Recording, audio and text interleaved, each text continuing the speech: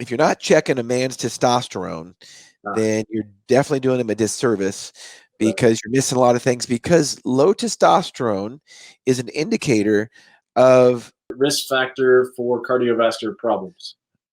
Okay, perfect. Thanks for clarifying that. In the American Urologic Association guidelines nowadays, actually, I mean, you probably know this as a pharmacist. You know, recently, as recent as 2015, there was a black box warning on testosterone that said, if I give you this, I got to tell you it could potentially cause heart attacks, strokes, blood clots, what have you. And the reality is that the urologic community since then has done a ton of research and actually proven that to be false. And some of the early studies were flawed. But the reality is that low testosterone is an independent risk factor for poor cardiovascular outcomes. Okay, so what you're telling me is testosterone does not cause heart attacks. Is that what society said that?